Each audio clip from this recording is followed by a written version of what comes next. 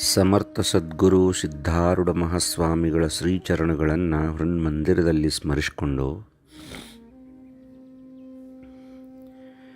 ಚಿಂತೆಗೆಯು ಚಿಂತಾಮಣಿಯು ಇದು ಅಂತು ಕಾಮ್ಯಕ್ಕೆ ಕಾಮಧೇನಿದು, ಅಂತು ಕಲ್ಪನೆಗಳಿಗೆ ಕಲ್ಪಧ್ರುವವು ತಾನೇ ಇದು, ಸಂತತವು ಸುಖ ಭೋಗಭಾಗ್ಯವು ಇಂತು ಮೆರೆವವು ದೇವಿ ಕರುಣದಿ, ಎಂತು ಪೇಳಲಿ ದೇವಿ ಚರಿತೆಯ ಗ್ರಂಥ ಮಹಿಮೆಯೇನು ಅಂಥೇಳಿ ಚಿದಾನಂದ ಅವಧೂತರು ದೇವಿ ಮಹಾತ್ಮೆಯಲ್ಲಿ ಸ್ಪಷ್ಟವಾಗಿ ಹೇಳ್ತಾರೆ. ಚಿಂತಾಮಣಿ, ಕಾಮಧೇನು, ಕಲ್ಪವೃಕ್ಷ ಭಕ್ತರ ಪಾಲಿಗೆ ಬೇರೆ ಯಾವುದೂ ಅಲ್ಲ, ಆ ದೇವಿ ಮಹಾತ್ಮೆ ಅನ್ನುವಂಥ ಪವಿತ್ರವಾದ ಗ್ರಂಥ. ಈ ಗ್ರಂಥವನ್ನು ಯಾರ ದಿನನಿತ್ಯವೂ ಪಠಿಸುತ್ತಾರ, ಈ ಗ್ರಂಥವನ್ನು ವರ್ಷಕ್ಕೆ ಒಂದು ಸಾರಿ ಆಗಲಿ, ತಿಂಗಳಿಗೆ ಒಂದು ಸಾರಿ ಆಗಲಿ, ವಾರಕ್ಕೆ ಒಂದು ಸಾರಿ ಆಗಲಿ, ಅಥವಾ ದಿನಕ್ಕೆ ಒಂದು ಸಾರಿ ಆಗಲಿ ಸ್ಮರಣೆ ಮಾಡಿದ್ರನ ಸಾಕ ಜನ್ಮ ಜನ್ಮಾಂತರದ ಪಾಪಗಳು ಕಳೆದು ಹೋಗ್ತಾವ ಅಂತ ಹೇಳಿದಾರೆ. ನಿನಗೆ ಓದಾಕಾಗದಿದ್ರೂ ಸಹಿತ ನಿನ್ನ ಮನೆ ಒಳಗೆ ತಂದು ಅದನ್ನು ಇಟ್ಕೊಂಡ್ರೆ ಒಳಗಿದ್ದಂಥ ದುಷ್ಟ ಶಕ್ತಿಗಳು ತನ್ನಷ್ಟಕ್ಕೆ ತಾನ ಹೋಗಿಬಿಡ್ತಾವ ಅಂತ ಹೇಳ್ತಾರೆ. ಇದು ದೇವಿ ಪುರಾಣ ಅಲ್ಪ, ದೇಹದ ಪುರಾಣ. ಎಷ್ಟು ಚಂದ ಹೇಳಿದರು. ಯಥಾ ಬ್ರಹ್ಮಾಂಡ ತಥಾ ಪಿಂಡಾಂಡ ಅಂತ ಹೇಳಿದರು ಅವರು. ಎಷ್ಟೋ ದೂರ ಟಿ ವಿ ಇರ್ತೈತಿ, ಕೈಯಾಗ ಒಂದು ಸಣ್ಣದ ರಿಮೋಟ್ ಇರ್ತೈತಿ. ಆ ರಿಮೋಟ್ನಿಂದ ಅಷ್ಟು ದೊಡ್ಡ ಟಿ ವಿ ಒಳಗಿದ್ದಂಥ ಎಲ್ಲ ಕಾರ್ಯಕ್ರಮಗಳನ್ನು ನಾವು ಹೆಂಗೆ ನಿಯಂತ್ರಿಸಬಹುದು, ಹಂಗೆ ಈ ಜಗತ್ತನ್ನೋದನ್ನು ಟಿ ವಿ ಇದ್ದಂಗೆ, ಈ ಶರೀರ ಅನ್ನೋದನ್ನು ರಿಮೋಟ್ ಇದ್ದಂಗೆ. ನಿನ್ನ ಶರೀರವನ್ನು ನೀ ನಿಯಂತ್ರಿಸಿದಿಪ್ಪ ಅಂದ್ರೆ ಇದರಿಂದ ಜಗತ್ತನ್ನು ನಿಯಂತ್ರಿಸಬಹುದು ಅಂತ ಜಗತ್ತಿಗೆ ಸಾರಿ ಹೇಳಿದಂತಹ ಪ್ರಾಣ ಈ ದೇವಿ ಪುರಾಣ.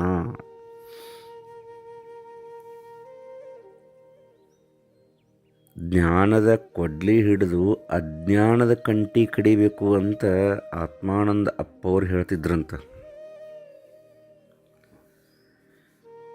ದೇವಿ ಅಂತಂದ್ರೆ ಒಳಗಿದ್ದಂಥ ಜ್ಞಾನ,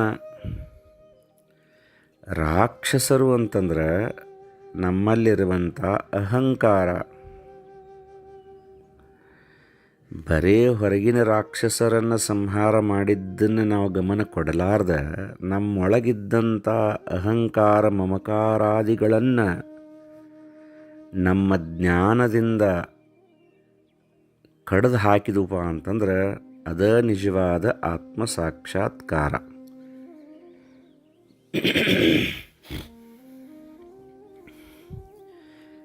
ಚಿದಾನಂದ ಅವಧೂತರು ಒಂದು ದಿವಸನೂ ಬಗಳಾಂಬಾದೇವಿಗೆ ಸೀರೆ ಉಡಿಸಿದ್ದನ್ನು ನೋಡಿದ್ದಿಲ್ಲ, ಒಂದು ದಿವಸನೂ ಆಕೆ ಮುಂದೆ ಧ್ಯಾನ ಮಾಡ್ಕೊತ ಕುಂತಿದ್ದನ್ನು ನೋಡಿದ್ದಿಲ್ಲ, ಒಂದು ದಿವಸನೂ ಆಕೆನ ಅಭಿಷೇಕ ಮಾಡಿದ್ದನ್ನು ನೋಡಿದ್ದಿಲ್ಲ. ಆದ್ರೂ ಸಹಿತ ಬಗಳಾಂಬ ಚಿದಾನಂದ ಅವಧೂತರಿಗೆ ಸಾಕ್ಷಾತ್ಕಾರವಾದಳು.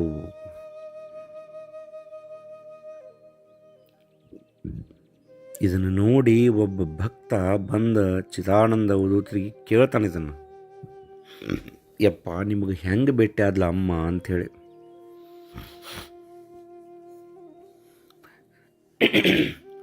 ಚಿದಾನಂದ ಅವಧೂತರು ಒಂದು ಮಾತು ಹೇಳಿದ್ರಂತ, ಏನಂದ್ರೆ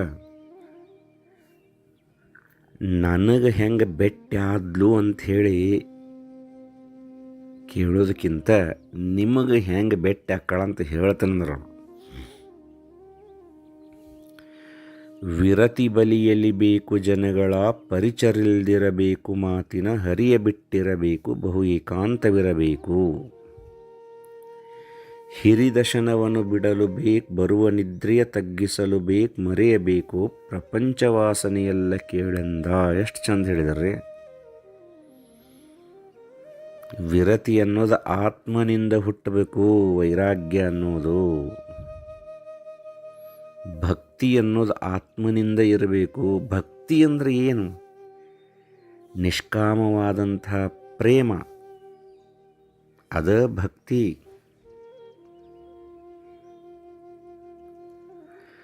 ನನ್ನ ಹೆಂಡತಿಗೋ ಅಥವಾ ನನ್ನ ಮಕ್ಕಳಿಗೋ ನನ್ನ ತಂದೆ ತಾಯಿಗಳಿಗೋ ಯಾರೋ ಒಬ್ಬರು ಬೇದಪ್ಪ ಅಂದ್ರೆ ಹೆಂಗೆ ನಮ್ಮ ಮೈಯಾಗ ಸಿಟ್ಟು ಉಕ್ಕಿ ಬರ್ತೈತಿ, ಹಂಗೆ ದೇವರ ಮ್ಯಾಲೂ ನಮಗೆ ಭಾವನೆ ಬರಬೇಕು.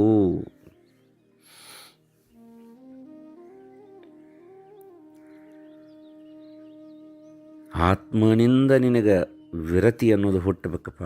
ನಿಷ್ಕಾಮವಾದಂಥ ಭಕ್ತಿಯನ್ನು ನೀ ಮಾಡಬೇಕಪ್ಪ. ಸಮಾಜದವ್ರು ಏನಂತಾರೋ ನಮಗೂ ಗೊತ್ತಿಲ್ಲ. ನನಗೆ ಆ ತಾಯಿಗೆ ಮಧ್ಯದಲ್ಲಿ ಯಾರೂ ಇಲ್ಲ ಅನ್ನುವಂಥ ಭಾವನೆ ಗಟ್ಟಿಗೊಳ್ಳಬೇಕು. ನಮ್ಮ ಮಾತು ಹೆಂಗಿರ್ಬೇಕಪ್ಪ ಅಂತಂದ್ರೆ ಬಸವಣ್ಣವ್ರು ಹೇಳಿದಂಗೆ ಮುತ್ತಿನ ಹಾರದಂತಿರಬೇಕು, ಸ್ಫಟಿಕದ ಶಲಾಕೆಯಂತಿರಬೇಕು,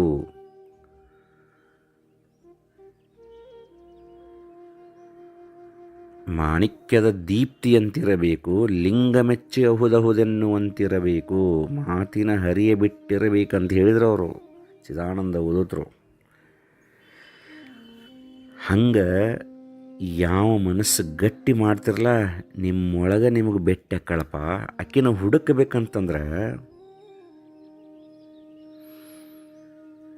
ನೀವು ಏನು ಮಾಡ್ರಿಪ್ಪ ಅಂದ್ರೆ ಎಲ್ಲೋ ಕ್ಷೇತ್ರಕ್ಕೆ ಹೋಗ್ಬೇಕಾಗಿಲ್ಲ, ಯಾವುದೋ ಒಂದು ದೇವಸ್ಥಾನಕ್ಕೆ ಹೋಗಬೇಕಾಗಿಲ್ಲ. ಆಕೆ ಎಲ್ಲಿದಾಳಪ್ಪ ಅಂತಂದ್ರೆ ನಿನ್ನ ಹೃದಯದಲ್ಲಿನ ಇದ್ದಾಳ. ದೇವಿಕಾದಿಹಳವನು ತನ್ನಯ ದೇವರೆಂದೇ ನೋಡುವಳು, ಮಹಾದೇವಿ ಹಾಡಿಯ ಹೊಗಳುವಳು ಎನ್ನಪ್ಪ ಎಂತೆಂದು. ಜೀವವಿಟ್ಟಿಹಳವನ ಮೇಲೆ ಸಾವಳವನಿಗೆ ಮೇಲೆ ಬಿದ್ದು, ಓವಿಯನ್ನಯ ಚಿಂತಾಮಣಿಯಂತೆಂದಳೈ ಅಗಜೆ ಅಂತ ಹೇಳಿದರ.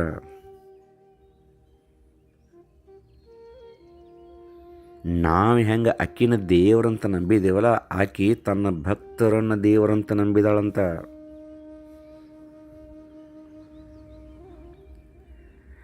ನಮಗೆ ತೊಂದರೆ ಆತಂದ್ರೆ ನಮಗಿಂತ ಹೆಚ್ಚು ತ್ರಾಸ ಆಕಿ ಮಾಡ್ಕೋತಾಳಂತ. ನಮ್ಮ ಪ್ರಾರಬ್ಧ ಅನುಸಾರವಾಗಿ ನಾವು ದುಃಖವನ್ನು ಅನುಭವಿಸಬೇಕಾಗಿರ್ತೈತಿ, ಅದಕ್ಕೆ ಸುಮ್ಮನೆ ಕುಂತಿರ್ತಾಳಂತ. ಕೆಲವೊಂದು ಸಾರಿ ನಾವು ಅಂತಿರ್ತೇವೆ, ಇಷ್ಟು ಈ ತಾಯಿಯನ್ನು ನಾವು ಸೇವಾ ಮಾಡಿದ್ರು ನಮಗೆ ಕಷ್ಟ ತಪ್ಪು ಅಲ್ತಪ್ಪ ಅಂಥೇಳಿ. ಅದಕ್ಕೆ ನಾವು ಹಿಂದೆ ಮಾಡಿದಂಥ ಕರ್ಮವನ್ನು ಕಳೆದು ಶುದ್ಧರಾದಾಗ ನಮಗಾಕಿ ಬೆಟ್ಟಕ್ಕಳ. ನೊಂದರೇ ನೋಯುವಳು ಯೋಗಿಯು ನಂದವಿರಲ ನಂದವೀಹಳು, ಕೊಂದುವಳು ನಾ ಪಾಪಿ ಕರ್ಮಿಯು ಎಂದಡಿಗಡಿಗೆ. ವಂದಿಸಲು ತಾನೊಲಿವಳವರಿಗೆ ನಿಂದಿಸಲು ಕಂಗಳಲ್ಲಿ ಕಿಡಿಸುರಿ, ದಂದು ಛೇದಿಸಳವರ ವಂಶಾರಣ್ಯಗಳನ್ನೆಂದ ಅಂತ ಹೇಳಿದ್ರ ಮುಂದೆ. ತನ್ನ ಭಕ್ತ ದುಃಖ ಪಟ್ಕೊಂಡಂದ್ರೆ ತಾನೂ ದುಃಖವನ್ನು ಪಡ್ತಾಳಂತ. ತನ್ನ ಭಕ್ತ ಸಂತೋಷವನ್ನು ಪಟ್ಟ ಅಂದ್ರೆ ತಾನೂ ಸಂತೋಷವನ್ನು ಪಡ್ತಾಳಂತ ಜಗನ್ಮಾತೆ. ಇನ್ನೂ ಒಂದು ಮಾತನ್ನು ನಿಮಗೆ ಸ್ಪಷ್ಟವಾಗಿ ಹೇಳ್ತೀನಿ. ಆ ದೇವಿ ಭಾಳ ಖಡಕ್ಕದಾಳು, ಈ ದೇವಿ ಭಾಳ ಶಾಂತದಾಳು, ಆ ದೇವಿ ಭಾಳ ದೊಡ್ಡಕ್ಕಿ, ಈ ದೇವಿ ಭಾಳ ಸಣ್ಣಕ್ಕಿ ಅನ್ನುವಂಥ ಸಂಕುಚಿತ ಭಾವನೆಗಳು ಒಂದು ವೇಳೆ ನಮ್ಮ ಮನುಷ್ಯನೊಳಗಿದ್ರೆ ಇವತ್ತನ ಅವನು ಕಿತ್ತು ಹಾಕೋನು. ಎಲ್ಲ ದೇವತೆಗಳು ಒಂದ, ಅಕ್ಕಿ ಇರೋದು ಒಂದೇ ಐತಿ. ಕೆಲವು ಮಂದಿ ಪಾಯಸ ಮಾಡಿ ಉಣ್ಣಾಕತ್ತಾರ, ಕೆಲವು ಮಂದಿ ಪಲಾವ್ ಮಾಡಿ ಉಣ್ಣಾಕತ್ತಾರ, ಕೆಲವು ಮಂದಿ ಇಡ್ಲಿ ದೋಸೆ ಮಾಡ್ಕೊಂಡು ಉಣ್ಣಾಕತ್ತಾರ. ಅಷ್ಟ ಮೂಲ ಶಕ್ತಿ ಒಂದೇ ಐತಿ, ದಯವಿಟ್ಟು ತಿಳ್ಕೊಳ್ರಿ. ಎಲ್ಲೇ ನಾವು ಕಣ್ಣು ಮುಚ್ಚ ಜಗನ್ಮಾತೆಯನ್ನು ಸ್ಮರಣೆ ಮಾಡಿದ್ರೆ ಆಕೆ ಅದಾಳ.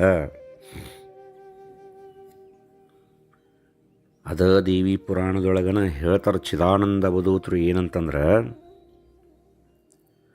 ಹರಿಹರ ಬ್ರಹ್ಮಾದಿಗಳಿಗನ ಸೃಷ್ಟಿ ಸ್ಥಿತಿ ಲಯದ ಕರ್ತವ್ಯವನ್ನು ಅನುಗ್ರಹಿಸಿದಕ್ಕೆ ಜಗನ್ಮಾತೆ ಅಷ್ಟು ದೊಡ್ಡ ಕೆದಾಳ. ಅಕ್ಕಿನ ನೀವು ನಂಬ್ರಿ ಉದ್ಧಾರ ಆಗ್ತದೆ ಅಂತ ಚಿದಾನಂದ ಅವಧೂತರಿಗೆ ಸಿಂಧನೂರು ಪರ್ವತದ ಮೇಲೆ ಜಗನ್ಮಾತೆ ಭೇಟಿ ಆದ್ಲು, ಸಾಕ್ಷಾತ್ಕಾರ ಆತು. ನಿನಗೆ ಏನು ವರ ಬೇಕಪ್ಪ ಕೇಳು ಅಂತ ಅಂದ್ಲಕ್ಕಿ. ಚಿದಾನಂದ ಅವಧೂತರಂದರು, ಯವ್ವ, ನಿನ್ನ ಚರಿತ್ರವನ್ನು ನಿನ್ನ ಬಾಯಿಲಿಂದ ನೀ ಹೇಳು, ನಾ ಬರಿತೀನಿ ಅಂದ್ರವರು. ಜಗನ್ಮಾತೆ ಹೇಳಿದ್ಲಂತ ಬಗಳಾಂಬ, ಹಂಗಂದ್ರೆ ಒಂದು ಕೆಲಸ ಮಾಡಪ್ಪ, ನಾ ನಿಂತು ಹೇಳ್ತೀನಿ, ನೀ ಕುಂತು ಬರಿ ಅಂದ್ಲಕ್ಕಿ. ಚಿದಾನಂದ ಅವಧೂತರು ಹಂಗ್ಯಾಕೆ ತಾಯಿ ಅಂತ ಕೇಳಿದ್ರೆ ಅಮ್ಮನ್ನ. ಇಲ್ಲಪ್ಪ, ಕುಂತವ್ರಕ್ಕಿಂತನೂ ನಿಂತವ್ರು ಹೆಚ್ಚು ಎಚ್ಚರಿರ್ತಾರೆ. ಅದಕ್ಕೆ ನನ್ನ ಚರಿತ್ರವನ್ನು ನಾ ಹೇಳಬೇಕಾದ್ರೆ ನಿನಕ್ಕಿಂತ ಹೆಚ್ಚಿಗೆ ಎಚ್ಚರಿದ್ದು ನಾ ಹೇಳಬೇಕು. ಅದಕ್ಕೆ ನಾ ನಿಂತು ಹೇಳ್ತೀನಿ, ನೀ ಕುಂತು ಕೇಳು. ಎಷ್ಟು ನೋಡ್ರಿ ಇದ್ರೊಳಗೆ ಐತಿ ಅರ್ಥ.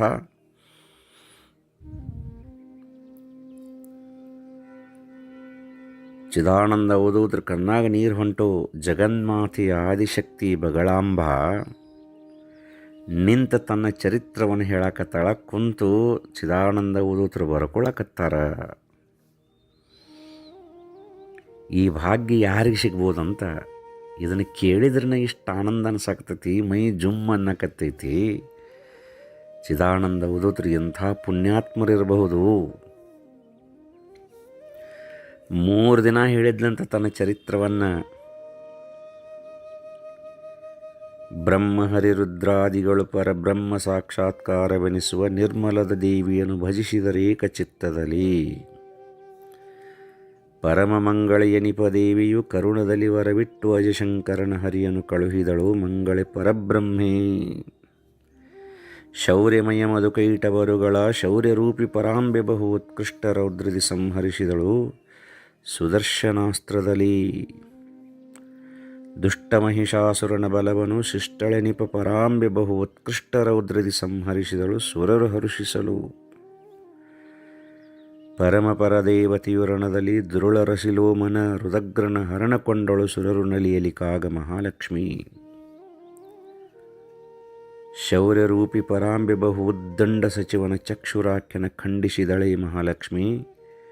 ಶೂಲದಲ್ಲಿ ಕಡು ಶೌರಿ ಪರದೇವತೆಯು ಬಹು ಉಗ್ಗಡದ ದುಷ್ಟ ಬಿಡಾಲನೆಂಬನ ಮಡುಹಿದಳು ಮಹಾಲಕ್ಷ್ಮಿ. ಶಿವನ ತ್ರಿಶೂಲದಿಂಬ್ರನದಿ ಸುರರು ಹಾರೈಸಲ್ಕೆ ಪೃಥ್ವಿಯ ಹೊರೆಯು ಅದು ತೀರಲ್ಕೆ ರಣದಲ್ಲಿ ತರಿದಳೆ ಮಹಾಲಕ್ಷ್ಮಿ ತಾ ಮಹಿಷಾಸುರೇಶ್ವರನ. ಇಂದ್ರ ಮೊದಲಾದವರು ಹರುಷದಿ ಕ್ಷಿಂದ ವೇದಾಂತ ಪ್ರಮಾಣದಲ್ಲಂದು ಸ್ತುತಿ ಮಾಡಿದರು ಮಹಾಲಕ್ಷ್ಮಿಯನು ನೆಲವಿನಲಿ. ದೂತನಃ ಸುಗ್ರೀವದೇವಿಗೆ ಖ್ಯಾತನಃ ಮಹಶುಂಭ ದೈತ್ಯನ ಓತು ಕೈ ಹಿಡಿಯೆಂದು ಬಹುಬಗೆಯಿಂದ ಬೋಧಿಸಿದ. ಮುಂದೆಲೆಯ ಹಿಡಿದೆಳೆದು ಒಯ್ಯುವೆನೆಂದು ಬಂದ ಧೂಮ್ರಲೋಚನನಂದು ಪರದೇವತೆಯ ಹೃಂಕಾರದಲ್ಲಿ ಭಸ್ಮಾದ. ಗಂಡುಗಲಿ ಹೈಮವತ ಬಹು ಉದ್ದಂಡ ಚಂಡಾಮುಂಡರೆಂಬರ ಖಂಡಿಸಿ ಚಾಮುಂಡಿಯನ್ನಿಸಿಕೊಂಡಳಾದೇವಿ. ಶಕ್ತಿಯೊಳು ಮಹಾಶಕ್ತಿ ಶಿವೆ ಅತ್ಯುಕ್ತವಾಗಿ ಯುದ್ಧರಂಗದಿ ರಕ್ತಬೀಜನ ಸಂಹರಿಸಿದಳು ಚಂಡಿ ಉಗ್ರದಲ್ಲಿ. ಸಹಸಮಿಗೆ ಶಾಂಭವಿಯು ರಣದಲ್ಲಿ ಬಹುಪರಾಕ್ರಮನ ನಿಶುಂಭನ ವಿಹಿತವನಿ ಖಡ್ಗದಲ್ಲಿ ಕೆಡಹಿಳಿದಳು ಮಸ್ತಕವ. ನಿರ್ಜರರು ಹರುಷಿಸಲು ರಣದಲ್ಲಿ ದುರ್ಜನೆನಿಸುವ ಶುಂಭದೈತ್ಯನ ಗರ್ಜಿಸುತ್ತರ ಕೆಡುಹಿದಳು ಶೂಲದಲ್ಲಿರಿದು ಭಾರತಿಯು.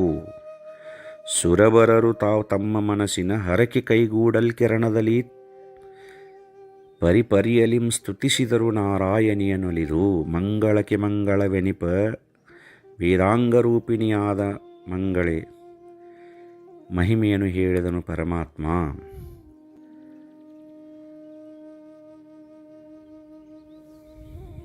ಲಾಸ್ಟಿಗೆ ಹೇಳಿದರು ಏನಂತಂದ್ರೆ,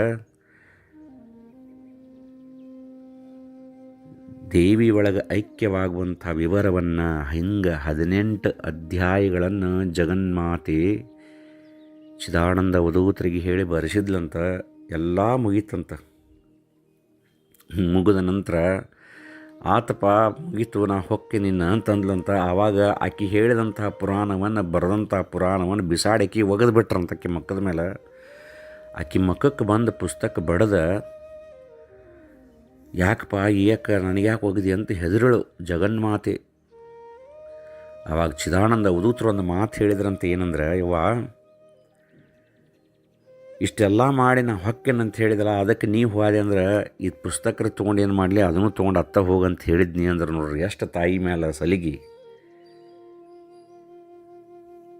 ಆವಾಗ ಏನಪ್ಪ ಏನು ಬೇಕು ನಿನಗೆ ಹೇಳಂದ್ಲಂತ ಆವಾಗ ಒಂದು ಮಾತು ಹೇಳಿದ್ರಂತ, ಯಾರು ಈ ಪುಸ್ತಕವನ್ನು ಓದುತ್ತಾರ, ಯಾರು ಈ ಗ್ರಂಥವನ್ನು ಪಠಿಸುತ್ತಾರ, ಅವ್ರನ್ನ ನೀ ಬಿಟ್ಟು ಯಾವಾಗೂ ಹೋಗಬಾರ್ದು ಅಂತ ಹೇಳಿಕಾರ ಆಶೀರ್ವಾದವನ್ನು ಮಾಡಂತ ಹೇಳಿದ್ರಂತ. ಹಂಗೆ ಇವತ್ತು ಆ ದೇವಿ ಪುರಾಣವನ್ನು ಸ್ವಲ್ಪದ್ರ ಮಟ್ಟಿಗೆ ಕೇಳೋಕ್ಕೆ ಪ್ರಯತ್ನ ಪಟ್ಟಂಥ ನಮ್ಮೆಲ್ಲರಿಗೂ ಜಗನ್ಮಾತೆಯ ಸಂಪೂರ್ಣವಾದ ಆಶೀರ್ವಾದ